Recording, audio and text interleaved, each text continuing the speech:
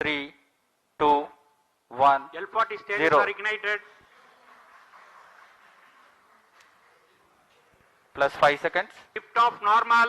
A perfect lift-off. GSLV F-14 Plus 10 INSAT seconds. 3DS progressing towards its First destination. stage performance. Mangalyaan, Chandrayaan, ಸೂರ್ಯಯಾನದಂತಹ ಮಹತ್ವದ ಮಿಷನ್ಗಳನ್ನು ಯಶಸ್ವಿಯಾಗಿ ನಿರ್ವಹಿಸಿ ಜಗತ್ತಿನ ಶ್ರೇಷ್ಠ ಬಾಹ್ಯಾಕಾಶ ಸಂಸ್ಥೆಗಳ ಸಾಲಿನಲ್ಲಿ ಸ್ಥಾನ ಪಡೆದಿರುವ ಭಾರತೀಯ ಬಾಹ್ಯಾಕಾಶ ಸಂಶೋಧನಾ ಸಂಸ್ಥೆ ಇಸ್ರೋ ಮತ್ತೊಂದು ಮೈಲುಗಲ್ಲನ್ನು ಸಾಧಿಸಿದೆ. ನೆಲದಿಂದ ನವಭಾರತ ಚಿಮ್ಮುವ ಉಪಗ್ರಹಗಳ ತಮ್ಮ ಕಾರ್ಯಕ್ಷಮತೆ ಕಡಿಮೆಯಾಗುತ್ತಿದ್ದಂತೆ ಆಕಾಶದಲ್ಲೇ ನಶಿಸಲಾರಂಭಿಸುತ್ತಿವೆ. ಈ ರೀತಿ ನಿಷ್ಕ್ರಿಯಗೊಳ್ಳುವ ಉಪಗ್ರಹಗಳ ಅವಶೇಷಗಳು ಜಗತ್ತಿನಾದ್ಯಂತ ಎಲ್ಲಾ ದೇಶಗಳಿಗೂ ಸವಾಲಾಗಿವೆ.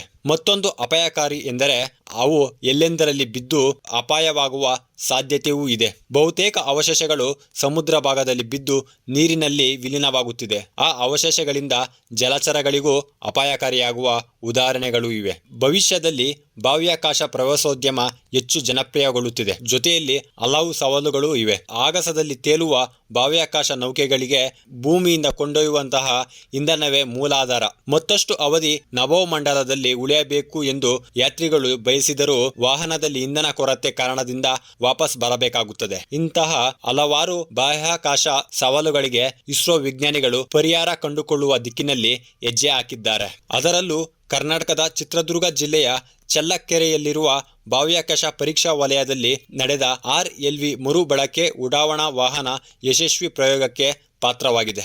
ಕಕ್ಷೆಯಲ್ಲಿನ ಉಪಗ್ರಹಗಳಿಗೆ ಇಂಧನ ತುಂಬುವುದು, ಉಪಗ್ರಹಗಳನ್ನು ನವೀಕರಣಕ್ಕಾಗಿ ಕಕ್ಷೆಯಿಂದ ವಾಪಸ್ ಕರೆತರುವುದು, ಪ್ರಮುಖವಾಗಿ ಬಾಹ್ಯಾಕಾಶ ಅವಶೇಷಗಳನ್ನು ಕಡಿಮೆ ಮಾಡಲು ಈ ಪ್ರಯೋಗ ಅನುಕೂಲಕರವಾಗಿದೆ ಎಂದು ಇಸ್ರೋ ತನ್ನ ಸಾಮಾಜಿಕ ಜಾಲತಾಣದಲ್ಲಿ ತಿಳಿಸಿದೆ.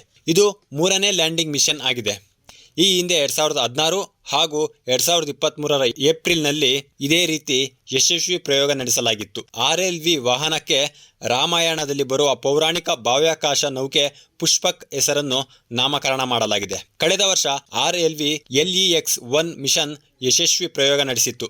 ಇಂದು ಬೆಳಿಗ್ಗೆ 7 ಗಂಟೆಗೆ ಚಳ್ಳಕೆರೆ ರನ್ವೇ ಇಂದ RLV ELX-2 ವಾಹನವನ್ನು ಭಾರತೀಯ ವಾಯುಪಡೆಯ ಚಿನಾಕ್ ಹೆಲಿಕಾಪ್ಟರ್ ಮೂಲಕ 4.5 ಕಿಲೋಮೀಟರ್ ಎತ್ತರಕ್ಕೆ ಕೊಂಡೊಯ್ಯಲಾಯಿತು. ನಂತರ ಪೂರ್ವ ನಿರ್ಧರಿತ ಫುಲ್ ಬ್ಯಾಕ್ ನಿಯಂತ್ರಕಗಳನ್ನು ಸರಿಯಾಗಿಸಿದ ಬಳಿಕ ಉಡಾವಣೆ ಮಾಡಿ ಲ್ಯಾಂಡಿಂಗ್ ಸಾಮರ್ಥ್ಯವನ್ನು ಪರಿಶೀಲಿಸಲಾಯಿತು ಎಂದು ಇಸ್ರೋ ತಿಳಿಸಿದೆ.